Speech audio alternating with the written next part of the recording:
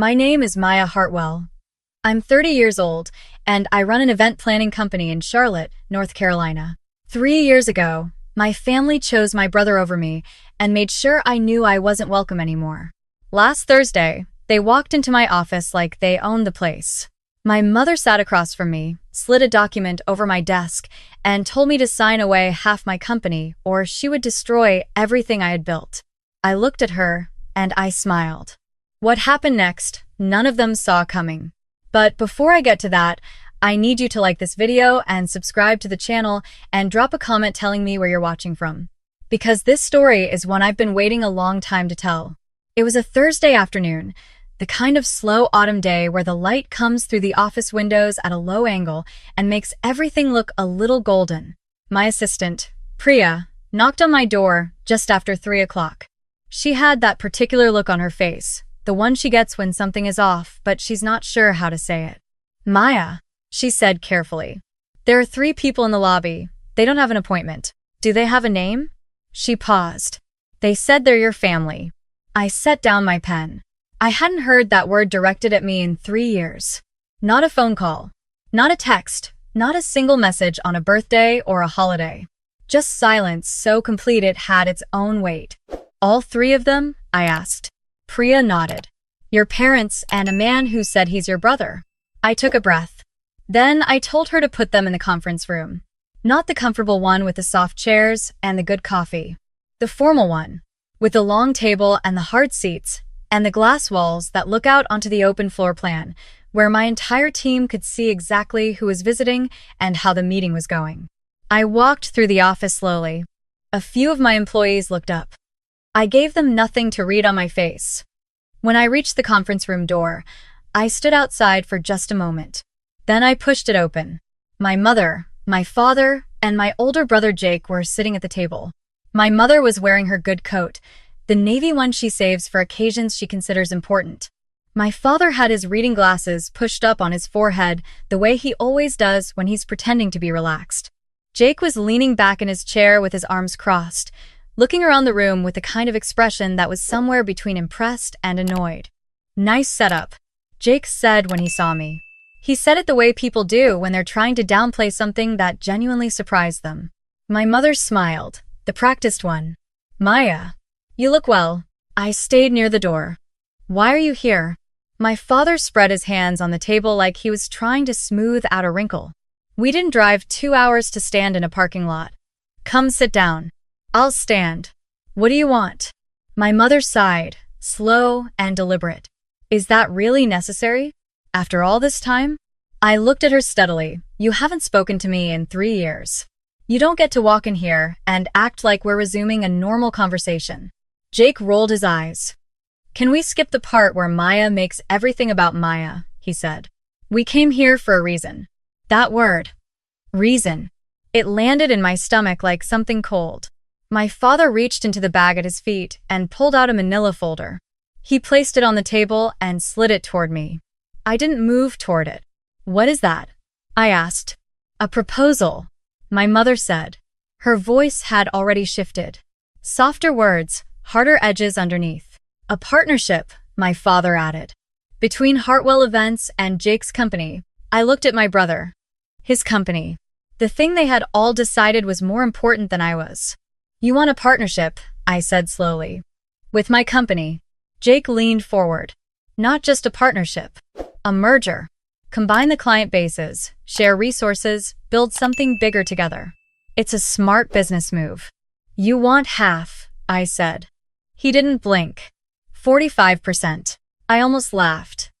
They had come in asking for less than 50, like that made it reasonable. Like the number was the issue. Jake's company is going through a difficult period, my father said carefully. If the 2 businesses are connected, it signals stability to investors. Your success gives his company credibility. My success, I repeated. That he had nothing to do with. My mother pushed the folder further across the table until it was directly in front of where I would have been sitting. Her voice dropped just slightly. Sign those papers, Maya. I haven't read them. You don't need to. It's straightforward. 45% of Hartwell Events transfers to Jake's company. In exchange, he brings his client list and his team. I looked at her. His client list that has 3 names on it? His team of 2 people who are barely getting paid? Jake's jaw tightened. My company has been through a rough patch. A rough patch, I said. For 2.5 years. Maya. My mother's voice went flat. Sign the papers. Something changed in the room then. The pretense of a family conversation was gone. What was left was something else entirely. And if I don't? I asked. My mother looked at me for a long moment. Then she said it. I will call the Carmichael Group tonight, she said. I'll tell them that you've been billing them for services you haven't delivered. That your company has been padding invoices for months. The Carmichael Group was my largest account. A regional real estate development corporation that had been with me for 2 years and accounted for nearly 1/3 of my annual revenue. Losing them wouldn't just hurt. It would leave a wound the company might not recover from quickly. My father watched my face. You've built something real here, he said quietly. We know that. But businesses run on reputation. And if your biggest client starts asking questions, even questions that turn out to be groundless, the damage gets done before the answers arrive. Jake looked at me from across the table. That same expression he'd had for as long as I could remember. The one that said he already knew how this ended. All you have to do is sign, he said. And everyone moves forward. I stood very still. 3 years ago, this exact family had made a different decision. Let me tell you what that looked like. Jake and I had grown up close, or close enough. He was 3 years older and mostly indifferent to me until I started showing that I was actually good at things. I'd always been the organizer, the one who could walk into chaos and see a structure underneath it. When I was 25, I started developing what I thought was a genuinely strong business concept. Not just general event planning, but a boutique firm with a specific niche. High-end corporate retreats and milestone events for mid-sized companies. The ones too big to be served well by a freelancer and too small to be prioritized by the major agencies. I spent 7 months researching, building projections, developing a pitch deck, writing out the entire operational model. Jake had just been laid off from a marketing job. He came to me and said he wanted in. He said he had connections, a network, people he could call. I thought about it for a long time. He was my brother. I said yes. For the first few months, it actually worked. I built the infrastructure. I developed the client acquisition strategy. I handled the logistics, the vendor relationships, the actual execution of every event we booked. Jake made introductions and handled some of the early sales conversations. When those first events went well and people asked where the concept came from, he would tell them it was something we developed together. That felt fair enough. Then things started shifting. It was small at first. A client lunch I wasn't invited to. A meeting with a potential investor where Jake showed up alone and told me afterward that it wasn't the right time to introduce me. A pitch deck that had been redesigned without my input, with different language about the company's origin. I started paying closer attention. One morning, I arrived early to the shared workspace we were using and heard Jake on the phone in the back room. He didn't know I was there. He was talking to someone, a potential backer, from the sound of it, and he was explaining the business. The whole concept was mine, he said. I identified the gap in the market, built the model, and I've been executing it from the beginning. I brought in some support staff to handle the operational side, but the vision is completely mine. I stood in the hallway and listened to my brother describe my 7 months of work as his own while reducing me to support staff. When I confronted him that afternoon, he told me I was overreacting. He said investors wanted a single clear leader. He said it wasn't personal, it was strategy. When I told him that he had no right to erase me from my own company, he said that if I kept pushing, he would find a way to move forward without me. The thing that broke me, really broke me, wasn't Jake. It was what happened when I went to my parents. We sat in their living room, the 3 of them and me, and I laid it all out. I had documentation. I had the original files with timestamps. I had emails I had written months before Jake was ever involved, sketching out the exact framework we were now operating under. I put all of it on the coffee table, and I said, clearly and calmly, this is my work. He is taking credit for my work. My mother looked at everything. Then she looked at Jake. You know how she gets, he said. And my father nodded. Actually nodded. Maya, my father said. Jake has always had a better sense for the business side of things. You're creative. You're good at the details. But what Jake is doing is trying to build something sustainable. Why are you making this harder than it needs to be? I stared at him, because he's lying to investors about whose company this is. My mother folded her hands in her lap. You two built this together. The idea of whose it was originally doesn't really matter. It matters to me. Then that's something you need to work through, she said. Jake looked at me from the armchair with an expression that was almost gentle. Like I was the one being unreasonable. Like he was tolerating me. I collected my documents from the coffee table and I put them back in my bag. And then I said the last thing I said to any of them for 3 years. I said, if that's the decision you're making, then I'm done. With him and with this. And I walked out. I expected, somewhere in the part of me that still hoped, that they would call. That someone would think it over and reach out. A week passed. Then a month. Then 6 months. Then a year. Jake launched his version of the company with himself as sole founder and my parents at his first investor dinner, clapping like he had invented something. I started over. I took every piece of knowledge I had built and I used it to do the whole thing again, better this time, with my name on it. I spent the first year working freelance, rebuilding relationships in the industry, living lean. The second year, I registered Hartwell events and started landing real clients. By year 3, I had 12 full-time employees, an office in Charlotte's South End, and the Carmichael Group on my roster.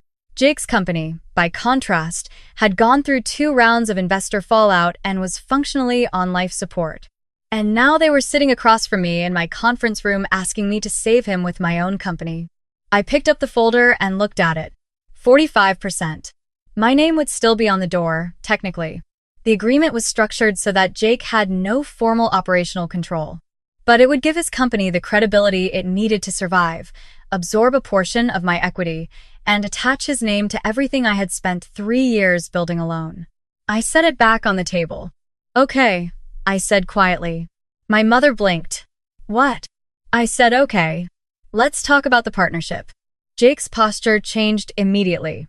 He sat up, uncrossed his arms, and looked at my parents with the particular expression of a man who had expected a fight and is relieved to have been wrong. That's the right call, he said. My father looked visibly lighter. We knew you'd see reason.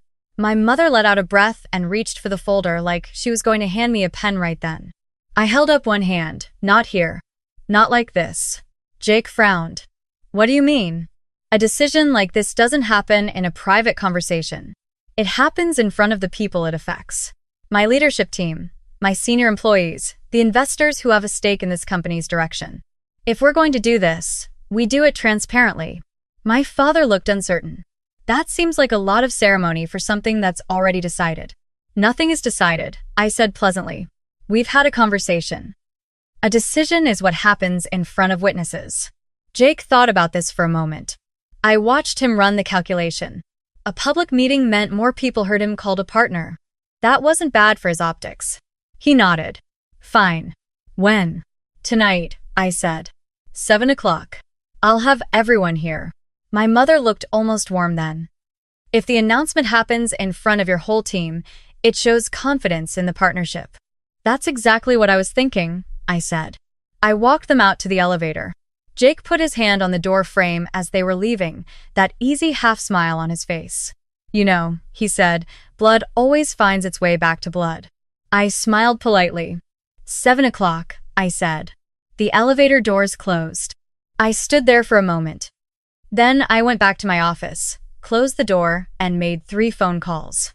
The first was to my attorney, Dana Layton, who had been my lawyer since I incorporated and who had, at my request 4 months earlier, been sitting on a very particular piece of research. The second call was to Marcus Webb, a forensic accountant I had retained 6 months ago after a tip from a former colleague of Jake's suggested that his company's financial collapse wasn't just bad luck. The third call was to Stephen Carmichael. I told him I needed a few minutes of his time that evening, that I wanted to be transparent about something happening at my company, and that his presence would mean a lot to me. He said he would be there. I had known for 4 months that Jake was coming. Not the specific day or the specific ask, but the shape of it. When word got back to me in the spring that his company was hemorrhaging and that my parents had been making pointed comments to mutual acquaintances about how the family business should probably be consolidated, I understood what was being planned. I had spent those 4 months preparing for it. At 7 o'clock that evening, the conference room was full. My department heads were there. My 2 senior project managers. Dana, my attorney, seated at the end of the table with a leather folder in front of her. Marcus, the accountant, at a laptop connected to the wall screen. And in the back row, quiet and unobtrusive, Stephen Carmichael, who had not been introduced to Jake or my parents when they arrived. My mother swept in wearing a fresh coat of lipstick. My father shook hands with people like he was already a familiar face. Jake worked the room, laughing, doing that thing he does where he makes himself seem like the most comfortable person in any space. When I walked in, the conversations quieted. "Thank you all for being here," I said. I took the seat at the head of the table. "Tonight, we're discussing a proposed change to this company's ownership structure." My father straightened up. "Yes, a partnership that will help grow both businesses." Jake placed his copy of the agreement in the center of the table. "My company brings experience, a network, and capital investment. In exchange, I receive 45% of Hartwell events. It's a straightforward value exchange." My mother nodded toward my employees. "It's a generous arrangement. Good for the company's long-term trajectory." The room waited. I looked down at the agreement in front of me, then looked up. "You're right that it's generous," I said. "That's why I wanted everyone here tonight. Because before we formalize anything, I think it's important that every person in this room understands exactly who they would be entering into an agreement with." Jake laughed, low and easy. "I welcome the scrutiny." "Good," I said. I turned to the screen. Marcus. The lights in the room dimmed slightly as Marcus pulled up the first document. Jake's smile did not change immediately. It changed the way ice changes when you first put it in water. Not all at once. Just beginning. "These are financial records from Apex Event Partners," Marcus said, referring to Jake's company by name. "Specifically, the capital accounts for the last 18 months. My mother frowned. "What is this?" "An audit," Dana said from her seat.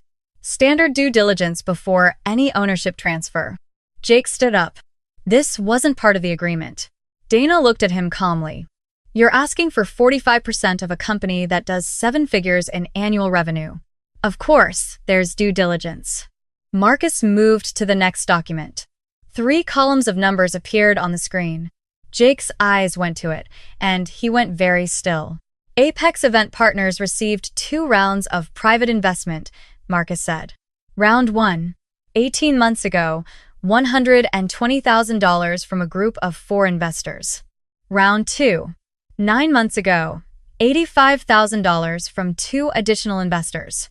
My father was watching the screen. "That's not unusual for a growing company." "No," Marcus agreed. "What's unusual is where the money went." He advanced the slide. Of the $205,000 raised across both rounds, approximately $160,000 was spent on operating expenses.